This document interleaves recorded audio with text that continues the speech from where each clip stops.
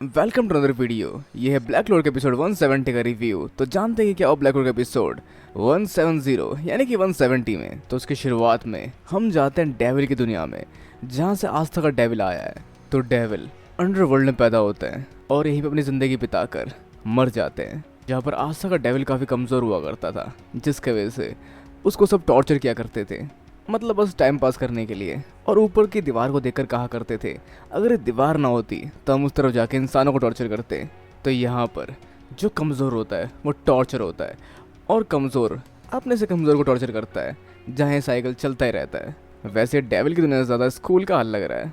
अब जहाँ आज तक डेविल को और टॉर्चर किया जा रहा होता है, जहाँ वो रोने की जगह हंसने लगता है, जहाँ सब कोई फ़र्क नहीं पड़ता किसी भी चीज़ से। तो ये डेविल इस दुनिया में बिना मैजिक के पैदा हुआ था, और इस पे गुस्सा करते हुए इसका साथी इसको दीवार की तरफ फेंक देता है, जो दीवार गेट है डेविल की दुनिया और इस दुनिया के बीच की, जिससे टकराकर ये डेविल दूसरी दुनिया में पहुंच जाता है, क्योंकि इसके पास कोई माना नहीं थी, जिसके वजह से उस दीवार से नहीं टकराता और वहां से पार हो जाता है, जहाँ सब कुछ इसके बाद भी आसान नहीं था, क्योंकि एक डेविल था, जिसकी वजह से लोग इसे डरना शुरू कर देते हैं, और कुछ पावरफुल माना वाले लोग इसे वार भी कर देते हैं, जिसके बाद इसकी ज़िंदगी ख़त्म ही होने वाली थी, और इसे ज़िंदगी से और कोई उम्मीद नहीं थी। लेकिन इसकी पल के झपकने के बाद जब इसकी आंखें खुलती है, तो ये किसी घर में होता है, जो होती है लिस्टा, जो इसको यहाँ अपने मैजिक से लेकर आई है, जो किसी भी चीज़ को, जो बिना माना वाली चीज़ें होती है, जैसे कि कोई भी बिना माना वाली चीज़ें, जैसे कि डेविल भी था जिसके पास कोई भी माना नहीं थी। तो वैसे इसको भी एक 5 लीफ क्लोवर ग्रीमोर मिली थी, लेकिन इसे ये उम्मीद नहीं थी कि इसको जल्दी एक डेविल भी मिल जाएगा। तो वैसे इसका शरीर यहाँ पर किसी की भी माना और लाइफ एनर्जी को ऑब्जॉर्व कर सकता है, जिसके वजह से ये इस गांव के एक बाहरी किनारे पर रहती है। पर ये डेविल जिसके पास माना नहीं है, ये उसके लिए कोई भी खतरा नहीं है, जिसके वजह से ये बन जाता है इसका बेटा, मतलब इसका चाइल्ड, जो कि डेस्टिनी ने इसके लिए फिक्स किया है। जहाँ ये काफी अजीब था, एक डीमन को एक इंसान ने गोद लिया था, पर उस इंसान ने इसका काफी ज्यादा ख्याल रखा। जहाँ ये सारी बुरी बातें भूल चुका था, वो सारी बुरी बातें जो कि इसको पैदा होने के बाद झेलनी पड़ी थी, और जिसके वजह से ये पैदा होने पर भी अफसोस कर रहा था, और इस तरह से उसने इसकी इस दुनिया को बदल दिया। तो अगर तुम एक डेविल हो, तो इसका मतलब ये नहीं कि तुम बुरे हो, क्योंकि तुमने मुझे बचाया है मेरे अकेलेपन से।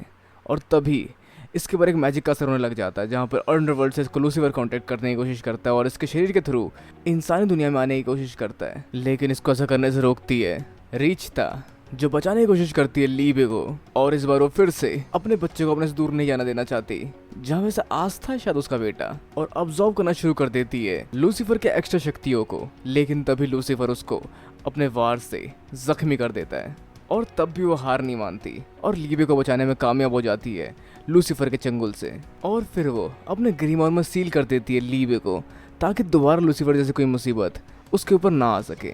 अब इसको याद करते हुए लीबे यानी कि डेविल तैयार है आस्था की बॉडी चुराने के लिए, और उसे लड़ने के लिए, और उसको हराने के लिए। जहाँ आस्था फील कर पाता है इसके की से कि इसके अंदर भरा हुआ है गुस्सा, नफरत और उदासी, और आस्था की फीलिंग की कदर करते हुए उसे लड़ने के लिए आगे बढ़ता है। जहाँ पर आस्था उसको कैसे हरा सकेगा, क्योंकि आस्था के पास एक हाथ भी नहीं और साथ में ना ही कोई शक्तियाँ हैं। लेकिन सीधा आस्था के मुंह पे एक मुक्का जड़ देता है, जहाँ पे वो अपने शरीर की ताकत से लड़ने के लिए तैयार है। जहाँ डेविल आस्था की सारी तलवारों का इस्तेमाल करने लग जाता है, जहाँ पे उससे वो हरा सकता है आस्था को।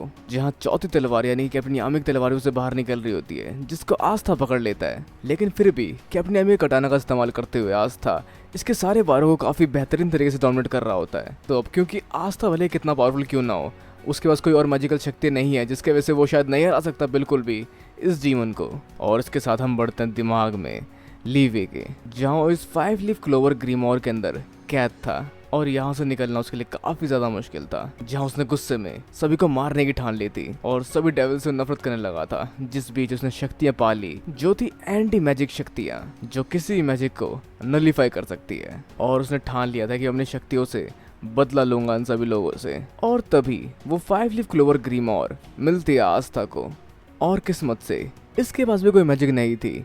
अब जहाँ पे ये बच्चा ही इसके लिए होस्ट बन सकता है इस दुनिया में आने का। तो यहाँ मकसद है इसके शरीर को चुराना, और उसके बाद सभी डेविल से अपना बदला लेना, जिसके लिए ये बिल्कुल भी हार नहीं मानने वाला। और आस्था भी इसकी फीलिंग की कदर करते हुए इससे नहीं हारने वाला। जहाँ उसके वारों को रोकते हुए आस्था तैयार हो जाता है इससे दोबारा और बेहतरीन तरीके से लड़ने के लिए। और हम देख पाते हैं आस्था की कमाल की फुर्ती, जहाँ उसके सारे वारों को भापते हुए उसे डॉच कर लेता है। तो भले ही आस्था के पास कोई मैजिकल शक्तियाँ नहीं है, लेकिन उसके पास एक्सपीरियंस और लड़ने का तरीका जो उसने सीखा है इन सब फाइटों के दौरान जो कि उसने अब तक लड़े हैं, जहाँ काफ़ी कमाल के तरीके से वो सारे वार रोकने शुरू कर देता है इस डेविल के। और इन सभी मोमेंट्स के अंदर हम फील कर पाते हैं उन सभी लोगों को जिनसे अब तक आस्था मिला है या फिर लड़ा है। और सच में आस्था अपनी स्ट्रेंथ से दिखा देता है कि वो भी बिना किसी मैजिकल शक्ति के कम नहीं है। क्योंकि भले ही मुझे एंटी मैजिक शक्तियाँ मिल चुकी थी, लेकिन मैंने अपनी तलवारबाजी और लोगों से गेन किया एक्सपीरियंस के साथ साथ अपनी ट्रेनिंग कभी नहीं रोकी, जिसका फल हम देख सकते हैं यहाँ लीवी के सामने है, जहाँ सही वारों के करके हराते हुए आस्था आखिर में कामयाब हो जाता है वार करने में इस डेविल के ऊपर और बराबरी की टक्कर देते हुए इस डेविल को। और फिर आगे लड़ते हुए सभी लोगों के एक्सपीरियंस और मेमोरीज को जोड़कर वो एक वार करने में कामयाब हो जाता है इस डेविल के ऊपर। जिस तरह से जीत होते है यहाँ पर आस्था की, तो यहाँ आस्था जीत गया और तभी एक पट्टा आ जाता है यहाँ पर इस डेविल के गले में, जिससे डेविल बाइंडिंग स्पिरिचुअल आगे बढ़ता है। तो ऑलमोस्ट सब कुछ कंप्लीट हो चुका है, जहाँ पे इसको यहाँ पे चुनना है कि क्या करवाना है इसको यहाँ से। जैसे कि मुझे ओबे करो, मेरी सारी बात मानो, जिसके बाद ये डेविल जो भी आस्था बोलेगा वो करेगा। तो अगर ऐसा है तो क्यों ना हम दोस्त बन जाए। तो मतलब क्या यहाँ पर जो ट्रीटी साइन और इन दोनों के बीच में वो इक्वालिटी की है? तो शायद हाँ, क्योंकि अब तक जो भी लड़ाई लड़ी है यहाँ पे आस्था ने, वो सब इस डेविल की शक्तियों की देन थी। पर उसके बावजूद ये इसके बारे में कुछ नहीं जानता, जहाँ शायद आस्था उसको और बेहतर तरीके से जानना चाहता है और जिसके लिए इन्हें दोस्त बनना पड़ेगा। पर आज से पहले ऐसा कभी नहीं हुआ और कोई डेविल ऐसा करे और सारी बात इसके बाद माने, ऐसी कोई श्योरिटी नहीं है। लेकिन आस्था जानता है कि यहाँ पे डेविल पूरे दिल से नहीं लड़ा, जहाँ से शुरू में अपनी शक्तियों को काफ़ी रोका है। भले ये मार दूंगा कर रहा था, लेकिन उसके बावजूद उसने आस्था पे कोई वार नहीं किया, क्योंकि इसका गुस्सा किसी और से था।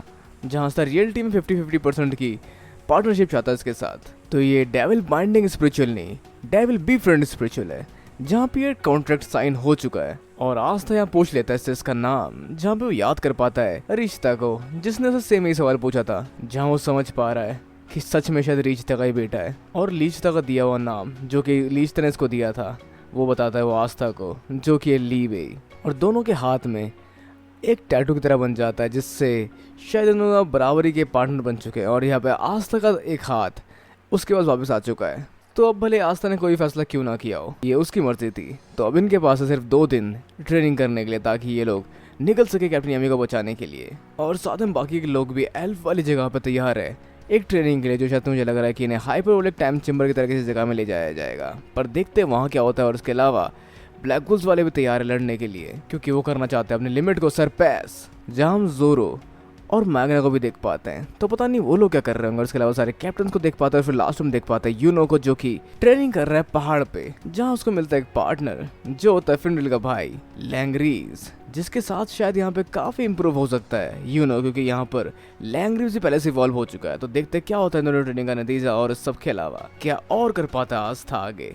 तो ये था ब्लैक क्लोवर का एपिसोड 170, जो कि सीजन का लास्ट एपिसोड है। मतलब इसके बाद पता नहीं हम दोबारा कब देखने को मिलेगा ब्लैक क्लोवर, और कब इसका अगला सीजन एयर होगा, जहाँ पे ये एंड हुआ है आस्था की आधी हिस्ट्री, मिस्ट्री और केमिस्ट्री के साथ, जहाँ पे हम आगे देख पाएंगे इन दोनों को साथ मिलकर लड़ते हुए, जहाँ पर दोनों ही काफ़ी तक बेटे हैं एक ही माँ के, मतलब एक मुँह बोला और एक सखा। और देखते क्या सारी चीज़ें जो हमें आगे पता चलेगी इस सीज़न में, मतलब अगले सीज़न में, जिसके लिए हमें करना पड़ेगा इंतज़ार और फिर हम शायद काफ़ी तगड़ी चीज़ें देख पाएंगे। तो वैसे आप क्या सोचते हैं क्या हो सकता है ब्लैक रोड के आगे आने वाले एपिसोड्स में, जहाँ पे शायद आगे हो सकता है कि डेविल को रोकने के बाद यहाँ पे आस्था का डेविल आस्था के शरीर पे कंट्रोल कर ले और उसको ले जाए गहराई में लूसीफर को हराने के लिए। तो वैसे आप क्या सोचते हैं क्या हो सकता है ब्लैक रोड के आगे आने वाले एपिसोड्स में, मतलब बिना मांगा पढ़े लोगों से मैं पूछ रहा हूँ, जहाँ पे उनके हिसाब से ऐसे कोई थ्योरी हो सकती है तो क्या होगी वो।